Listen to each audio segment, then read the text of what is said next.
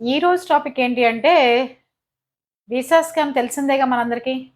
వాళ్ళందరినీ సోషల్ మీడియాలో ఉన్నవాళ్ళే తప్పుడు వాళ్ళు, తప్పుగా ఉన్నారు అని చెప్పి ప్రచారం చేశారు. మేము చాలా నిజాయితీవంతులం, చాలా గొప్పవాళ్ళం. కానీ మా మీద వచ్చిన అభియోగాలు చాలా రాంగు. మేము త్వరలోనే నిరూపించుకుంటాం.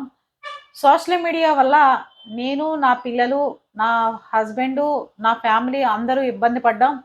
ముఖ్యంగా పాపం, పుణ్యం తెలియని పిల్లలు ఇబ్బంది పడ్డారన్నారు. పాపం, పుణ్యం తెలియని పిల్లలా?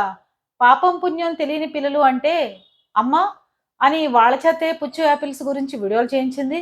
వాళ్ళ చేతే ఒకసారి ఏదో టాపిక్ మీద కూతురు, తను కలిసి వీడియో చేశారు.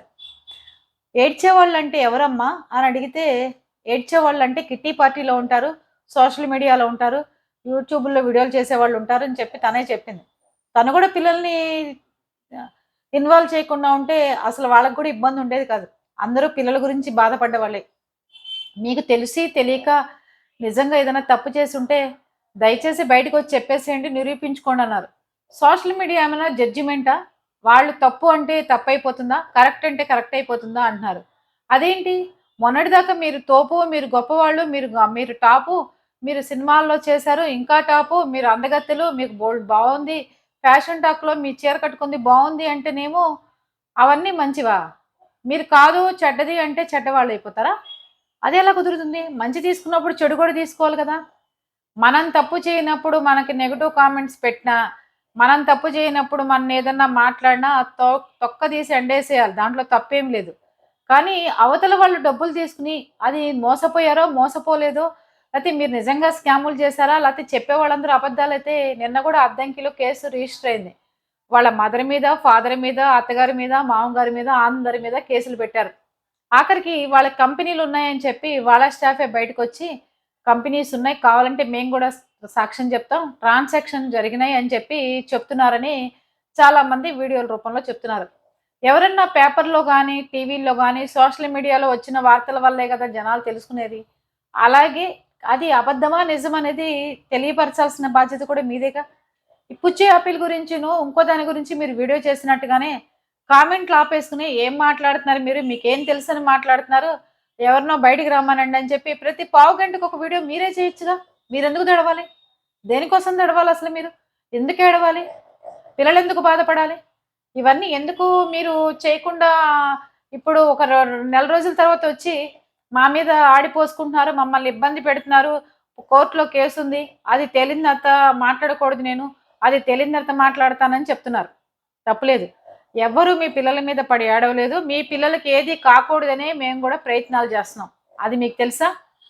మీకేమి ఇబ్బంది లేదు. ఒకవేళ మీరేమైనా కేసులు ఎదుర్కొంటే గనక, మీ పిల్లల్ని తెచ్చి మాలాంటి వాళ్ళ ఇళ్ళలో దింపేయండి. బ్రహ్మాండంగా చూసుకుంటాం. ఇబ్బందేమి లేదక్కడ. అంతేగాని మీ ఇష్టారాజ్యంగా యూట్యూబ్‌లో వీడియో చేసే వాళ్ళందరూ దొంగలు. నేనైతే కరెక్ట్ మనిషిని అన్నట్టు మీరు చెప్తున్నారు. అది. మీరు నిజంగా మిమ్మల్ని దొంగ అని గూడా ఎవరు అంటల్ల. మీ మీద పడ్డ మచ్చని మీరు చెరిపేసుకోండి అని చెప్తున్నారు జనాలు. ఇప్పటికి గూడా మీకు అవకాశం ఇస్తున్నారు. ఇదిగోండి పేపర్‌లు అందరూ తీసుకొచ్చి ఇలా బ్యాంక్ ట్రాన్సాక్షన్ జరిగినాయి. మేము బ్యాంక్‌లో వేసాము. మా వీళ్ళ వల్ల మేము ఇబ్బందులు పడ్డాం. ఇప్పించిన వీసాలు ఇన్ని రిజెక్ట్ అయినాయి. మా కంపెనీలో ఇలా ఇనయినాయి అని చెప్పి మీరు కూడా చెప్తే సరిపోతుంది గదా! మీరు అవేమీ చెప్పకుండా తొందరలోనే బయటపడుతుంది. మా పిల్లల్ని ఇబ్బంది పెట్టారు. ఆ అబ్బం శుబ్బం తెలియని పిల్లలు ఇబ్బంది పడుతున్నారు. మీ పిల్లల్ని ఎవరేమన్నారు? మీ పిల్లల చేత వీడియోలు చేయించి ఇబ్బంది పెడుతుంటే మీరు. ఇంకోటి పుట్టలోంచి పాములు బయటకొస్తాయి. బుసలు కొడతాయి. డబ్బులు తీసుకొని చేసేవాళ్ళన్నారు. మీకు డబ్బుల కోసమే బ్లాక్‌మెయిల్ చేస్తున్నారు మిమ్మల్ని అని జెప్తున్నారు. అదే పోలీసులకి చెప్పండి. ఫోన్‌లుంటాయిగా, రికార్డులు చేసిన ఫోన్‌లుంటాయిగా, పోలీసులకి ఇచ్చేసేయండి. వాళ్ళని గూడా ఎఫ్ఐఆర్ ఫైల్ చేసి లోపలేస్తారు కదా! నాకెవరన్నా డబ్బులు కావాలని నన్ను బ్లాక్‌మెయిల్ జేస్తారు. నాకు డిమాండ్ జేస్తారు. నాకు ఫోన్ చేసి మాట్లాడతారు. నేను వెంటనే మీకు సోషల్ మీడియాలో మీకే ఇనిపిస్తానుగా. వాళ్ళు గనక మీకు నిజంగానే డబ్బులు బ్లాక్‌మెయిల్ చేశారు, డబ్బులడిగారు కరెక్టే. అలాంటప్పుడు మీరేం చేయాలి వెంటనే? ఆ రికార్డుని తీసుకొచ్చి సోషల్ మీడియాలో వినిపించొచ్చు కదా మీరు. అడిగిన వాళ్ళని. మీది నిజమైతే గనక.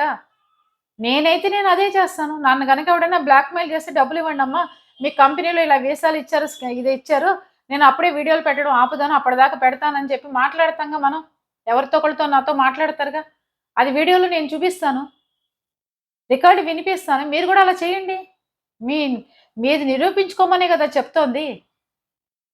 ఆ నిరూపించుకోవడం చేతకాక ఎదురు మళ్ళీ ఫైనల్‌గా ఆవిడ ఇచ్చిన వార్నింగ్ ఏంటంటే మళ్ళీ లాయర్ వచ్చేసింది. High court lawyer.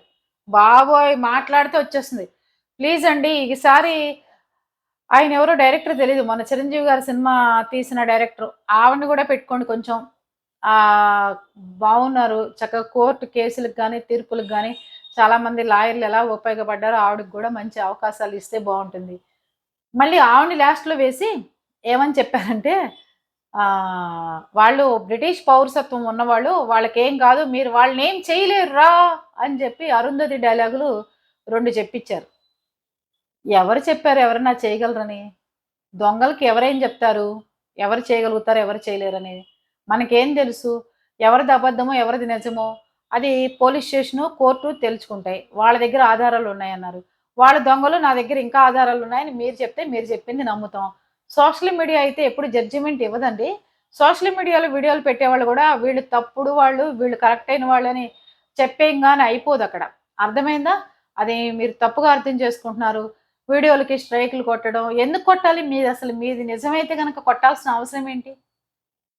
ఎందుకు అసత్య ప్రచారం చేశారు అంటే, మీరు బయటకొచ్చేయండి. మీరు డైరెక్ట్‌గా వీడియో చేయండి. మీరెందుకు మొహం చూపించి వీడియో చేయట్లేదు? మీరు దాక్కోవాల్సిన అవసరం ఏంటి? మీరేం తప్పు చేయనప్పుడు ఎందుకు దాక్కోవాలసల? మీకేంటి సంబంధం? మీరు గూడా పేపర్‌లు చూడండి. వాళ్ళు మాకెక్కడ వేయలేదు. మేమంతా మా కంపెనీ ఉన్నప్పుడు మేమిచ్చిన వాళ్ళందరూ వీళ్ళు. వాళ్ళందరిని మీరు మొహం చూపించకుండా వీడియోలు చేసి, వీళ్ళ కంపెనీల ద్వారా మేమొచ్చాం. వీళ్ళందరూ ఎలాంటి ఇబ్బంది లేదు. వీళ్ళు మంచివాళ్ళే అని చెప్పండి. వాళ్ళ చేత వీడియోలు చేయించండి. సరే, బ్యాక్ డోర్ నుంచి వచ్చారని చెప్పి మీరే తీసుకెళ్లారు ఆ దేశంలోకని చెప్పి మీరే ఒప్పుకున్నారుగా. వీళ్ళకి మాట్లాడే హక్కుందా బ్యాక్ డోర్‌లో కొనుక్కున్న వాళ్ళకని చెప్పి మీరే చెప్పారు కదా! ఒక దేశంలోకి అక్రమమైన మార్గంలో వాళ్ళని తీసుకెళ్ళింది మీరు. తీసుకెళ్ళిన తర్వాత వాళ్ళ డబ్బులు తీసుకుంది మీరు. ఆ డబ్బులు తీసుకుంటే, వదిలించేసుకుంటే అయిపోయేది గదా! ఎంత శ్రమ లేకుండా. ఇప్పుడసలు మనిషి మొహం కనిపించకుండా బయటకొచ్చి యూట్యూబ్ వాళ్ళే మిమ్మల్ని హింసిస్తున్నట్టు, యూట్యూబ్‌లో వీడియోలు పెట్టేవాళ్ళే హింసిస్తున్నట్టు అనుకోవడం తప్పండి. మేము సాటి మహిళలమే. మీ వైపు ఏం న్యాయం ఉన్నా అందరం పోరాటానికి సిద్ధంగా ఉన్నాం. అటేపు ఎవరికి అన్యాయం జరిగినా వాళ్ళ వైపు పోరాటానికి సిద్ధంగా ఉన్నాం. అంతేగాని వార్తలొచ్చేసినాయి, నన్ను యాగీ చేశారు, ప్రచారం చేశారని ఎలా చెప్తారు?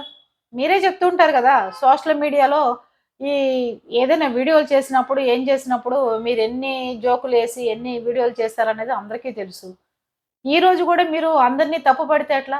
అదే సోషల్ మీడియాలో ఉండి, అదే సోషల్ మీడియా సభ్యుల్ని తప్పు అని చెప్పి ఎలా చెప్తారు చెప్పండి? అందుకని మీరు గూడా మారటానికి ప్రయత్నం చేయండి. డైరెక్ట్ వీడియోలు పెట్టండి. అందరికి తెలిసే విధంగా ప్రవర్తించండి. అప్పుడు అందరూ నోర్లు మూసుకుంటారు. మీ వైపు నీతి ఉంటే గనక. మనం ఎప్పుడైతే దాక్కుని ఉంటామో అప్పుడు నిజంగా మనం దొంగలమవుతాం. అలా కాకుండా మీ వైపు నుంచి అన్నీ కరెక్ట్‌గా చేసుకుంటూ వస్తే సరిగ్గా సరిపోతుంది. కానీ అన్యాయం జరిగిన వాళ్ళకి న్యాయం జరగాలనే కోరుకుంటున్నాం. మీతో పాటు చాలామంది ఉన్నారు. వాళ్ళక్కడున్న వాళ్ళకి ఏం న్యాయం జరగదు. ఇక్కడున్న వాళ్ళకి మోసపోవడం వీళ్ళ తప్పు. అక్కడ వాళ్ళకి బ్రిటిష్ పాస్‌పోర్ట్‌లున్నాయి. వాళ్ళనెవరు ఏం చేయలేరని చెప్తూనే ఉన్నారు అందరూ. మరి చూద్దాం పాపం ఏం చేస్తుందో.